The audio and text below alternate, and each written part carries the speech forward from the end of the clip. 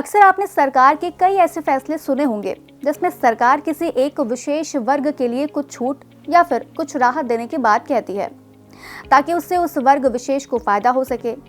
लेकिन असल में कई बार इससे फायदा की जगह कुछ नुकसान भी होता है। इसका असर समाज के कई वर्गों पर पड़ता है। इसको और अच्छे से समझने के लिए हम एक काल्पनिक कहानी पर नजर डालते हैं। मान लीजिए कि किसी एनजीओ की एक रिपोर्ट आई है जिसमें यह कहा गया है कि श्रम बल में महिलाओं की भागीदारी बहुत कम है और दावा यह किया जाता है कि महिलाएं सुरक्षित नहीं महसूस करती हैं, जिसकी वजह से वे कार्यालय नहीं जाती हैं। इस रिपोर्ट को ध्यान में रखते हुए सरकार एक फैसला लेती है कि महिलाओं के लिए बसों का किराया पूरी तरह से माफ कर दिया जाता है। इस फैसले के पीछे सरकार दो तर्क देती है। पहला, ये कि इससे महिलाओं के पास बचत के लिए पैसा बचेगा जिसे वे कहीं अन्यत्र निवेश कर पाएंगी और इससे आर्थिक गतिविधि को बढ़ावा मिलेगा। दूसरा तर्क सरकार ये देती है कि किराया माफ करने से लास्ट माइल कनेक्टिविटी बढ़ेगी, यातायात को बढ़ावा मिलेगा। इससे महिलाएं अधिक से अधिक कार्यस्थल पर पहुंच पाएंगे जिससे भी अर्थव्यवस्था को बढ़ावा मिल सकेगा। हालांकि अर्थशास्त्रियों का एक वर्ग सरकार के इस फैसले को सही नहीं ठहराता है। कुछ शास्त्री इसे एक भ्रांति मानते हैं।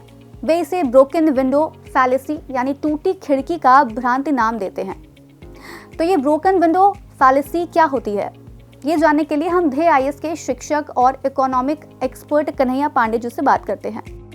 ब्रोकन विंडो फैलेसी एक ऐसी अवधारणा है जो आपदा में अवसर खोजने जैसी अवधारणा से मिलती जुलती है। सबसे पहले मैं आपको बता दूं, इस अवधारणा को दिया किसने? फ्रांसीसी इकोनॉमिस्ट फ्रेडरिक बेस्टिएट ने दिया था।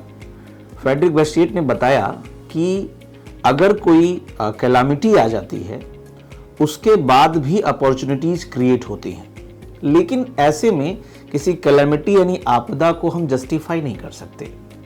जैसे मैंने कहा कि किसी एक व्यक्ति का खिड़की टूट गया, अब वो खिड़की अफोर्ड नहीं कर सकता, हो सकता है उसके यहाँ सीसीटीवी कैमरे नहीं लगे हों, तो वो किसने तोड़ा ये उसे पता नहीं है। अपने पड़ोसी से बात करता है कि यार मेरी खिड़की टूट गई, मेरे पास अभी पैसे नहीं है कि मैं इसको अफोर्ड करूं फिर से रिपेयर करने के लिए, और पड़ोसी ये तर्क देता है यार खिड़की टूट गई तो अच्छा हुआ।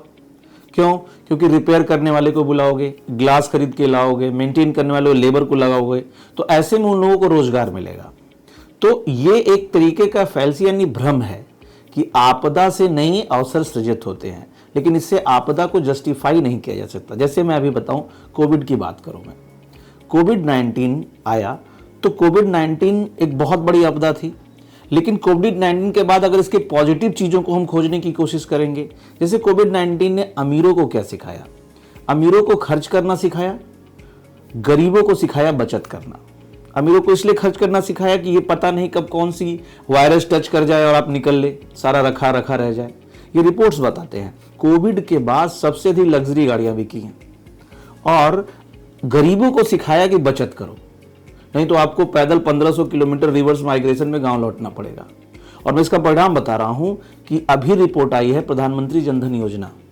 प्रधानमंत्री जनधन योजना में 50 करोड़ से अधिक खाते खुल गए हैं और 2 लाख करोड़ से अधिक का पैसा जमा हो गया।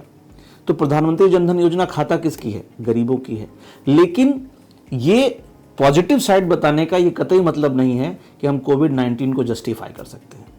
इसी अवधारणा में एक और बात कहती है कि अगर किसी देश में युद्ध हो रहा हो, तो युद्ध हो रहा है तो बिल्डिंग्स गिर रही हैं। मान लीजिए अभी इजराइल और क्या कहते हैं फिलिस्तीन के बीच में चल रहा है, तो जब वॉर हो रहा है तो वहाँ बिल्डिंग्स गिर रही हैं, सड़कें टूट रही हैं, तो ये कहा जाए कि यार ठीक हुआ, वॉर हुआ है, अब बिल्डिंग्स बनाए जाएंगे तो लोगों को काम मिलेगा, फिर से सड़कें बनाए जाएंगे लोगों को काम मिलेगा।